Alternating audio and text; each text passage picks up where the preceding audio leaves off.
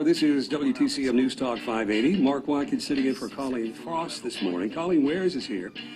I have Steve Scanlon, a financial strategist with GuardVest.com. Steve, good morning. How you doing today? Good morning, Mark. How are you? I'm fine. What's the topic of the day, Steve? Well, the topic of the day is that if you save more money for retirement, that you actually have a high correlation to better health. All right, let's talk to me about this, please. And, you know, we all visualize our retirement time as being this chill, we don't have to work anymore, everything's all good. That's not happening for everybody, though, is it?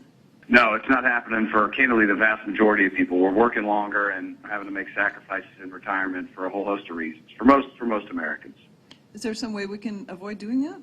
Well, I mean, obviously, the best way you can do it is to be educated on kind of what your budget is and what amount of money you need to be saving, and the best way for you to save, and how to figure out how to put more money away so that money compounds. I mean, we've all learned the value of compound interest in our life at some point, and the things that our grandparents taught us, 60 years ago, still hold true today. You got to save more, and you got to make some cutbacks if you want to enjoy the retirement that we all deserve. And it's never too late. It is never too late. I mean, one of the things that people often underestimate is, we're living, an average 65-year-old couple, one of those individuals is going to live to be 97 years old. So, even a 65, 70-year-old that thinks, well, I'm already retired, still can, improve their retirement health like right now. Well, and that's the thing, too, for those of us that are a little bit younger than that, but still looking not that far off into the future for retirement. You're trying to, it's sort of a crapshoot. How long am I going to live? How healthy am I? Am I going to live till 99? And if I do, is there any possible way to have enough money to live till 99 years old? Right, and there is, of course. But you're right, Colleen. You got to know more right now, regardless of what age you are, so that you can make sure that you're planning for that. And candidly, the good news is you have to plan to live longer because people just are. And those people that save for retirement, which is the study that came out recently, showed you the person that is saving for retirement is also the person that tends to look after their health a little bit more than those who don't. What's the connection there? What's that? Well, it's basically one of the 5 personality traits that sort of dominate us is conscientiousness, and the person that has a high conscientiousness personality trait is somebody they're never late for school, they take their medicine on time, they work out a few days a week, they watch what they eat, and they save for retirement. It's not causal, and what I mean by that is if you start saving for retirement today, it doesn't mean that your cholesterol goes down. Right. It just means that the personality type associated with the person that actually saves for retirement is also the same personality that takes care of themselves a little bit better. That's logical thinking, and I agree with that. However, there is a bit of secure feeling, and maybe a better sense of well-being if you do feel comfortable getting older, if you know what I mean. If I've got a pocket full of cash as I go older, I'm just feeling more comfortable. You're not going to worry. Yeah. Yeah, that is a massive, massive point. The overall mental health that, I've been in this business for 20 years that people have, just knowing that I'm going to be okay, is a really, really big part of that. The more secure you feel, the better you're going to be mentally each and every day. Is there some sort of formula to figure out what you will need? And I'm thinking this that we want to be okay and have that mental wellness when we're older, but when do we know that we've saved enough and that we have our money working for us enough? It feels like you might always have this nagging, unless you're a multi-millionaire, you might always have this little nagging doubt that maybe I'm not saving enough. Maybe I didn't invest enough. Maybe I didn't do this and that when I was 25. Just the doubts like that. Yeah, virtually every money management firm or wealth management firm out there has a retirement calculator, which will say, you know what your budget is, you can estimate what your budget's going to be in retirement, and they can tell you how much money you need to save. And it at least gives you a big picture number. The thing I think that people underestimate is you can't spend, in many cases, as much as you think. It used to be that people thought, well, I could take 5 or 6% from my retirement account every year, and that number is lower, actually. It's probably more around like 3.5%. So unfortunately, you've got to be educated on it, and sometimes that news isn't awesome, but at least if you know, then you can react to it, and you can start to plan a little bit better, and that will make a really big difference in your retirement. Steve Scanlon is with us. He's a financial strategist. And Steve, I should say many of us have had plans. I don't know how to put this. Derailed? Is that what you're about to say? I'm going to say yeah. derailed. Yeah, I went through a divorce. By life circumstances. Exactly. Yeah. My circumstance was a divorce. So my plans were derailed. And again, as you just said a moment ago, and I agree, it's never too late. You've got to reevaluate, start over with your plans because they've changed. You must run up against that all the time. People had a long-term plan that were on target, and then something happened.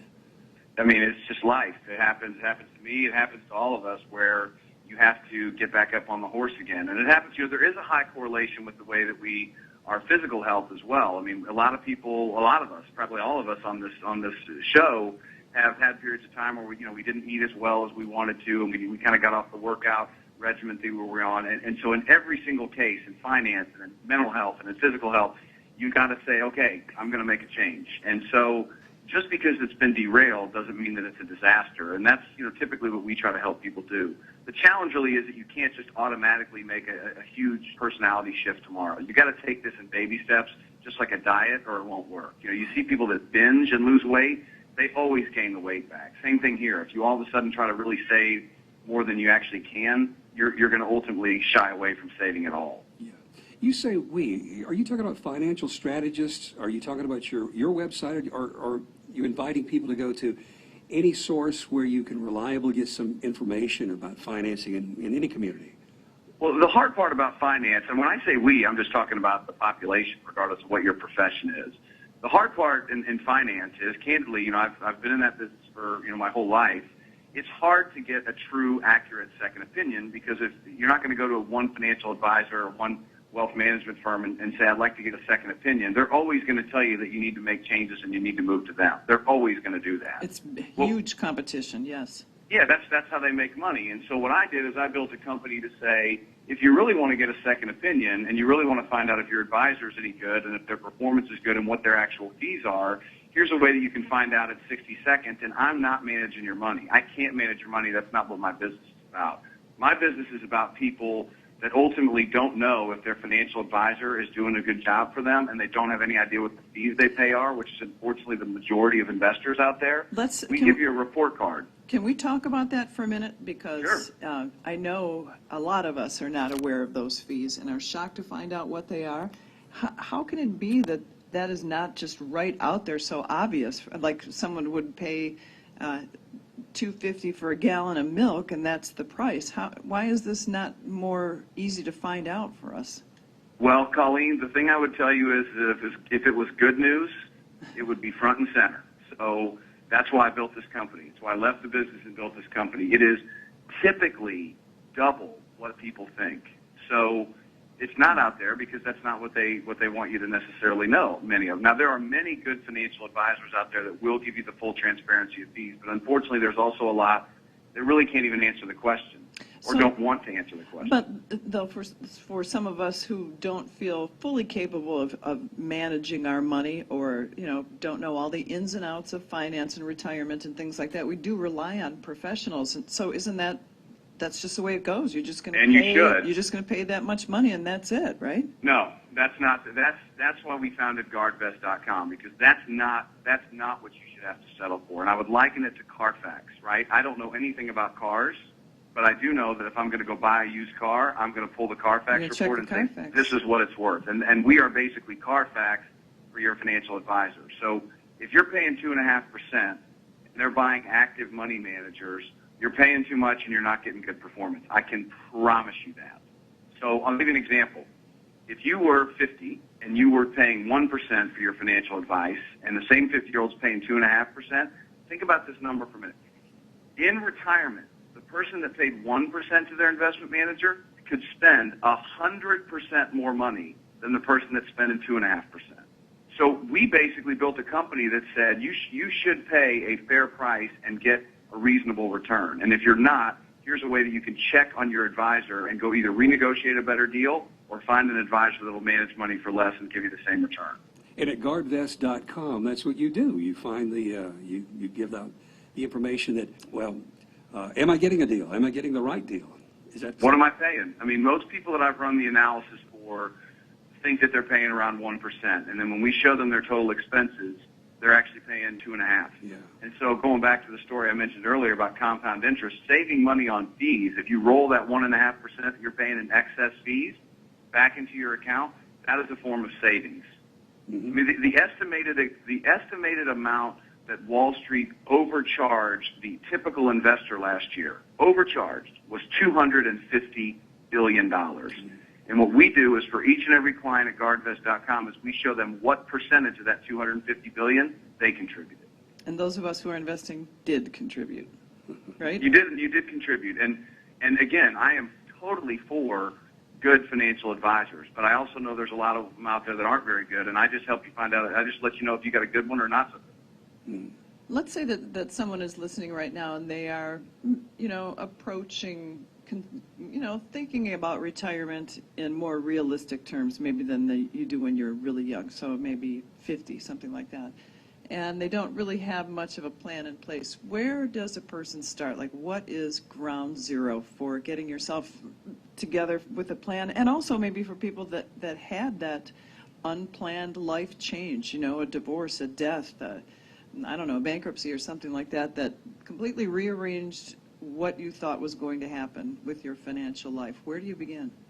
Well, the first thing is, as I said earlier, you don't try to eat the whole elephant. You don't try to fix the entire problem in the first 6 hours that you realize you have a problem. So the first thing that you need to do, and some 90% of us don't even have a budget. You need to have a budget. You need to know what you're spending and where you're spending it. There's a great website, mint.com. We resist this so much. I'm telling you right now, just even hearing you say budget, my internal reaction is, no, I don't want to have a budget. Well, Colleen, it's a great point, and so that's kind of where I'm leading to, is that typically a budget means, and we'll go back to the correlation of physical health. Typically, it means you have to do something, right? I got to quit going out to. I can't go out to dinner once a week like I like to, or I can't do this, or I can't do that.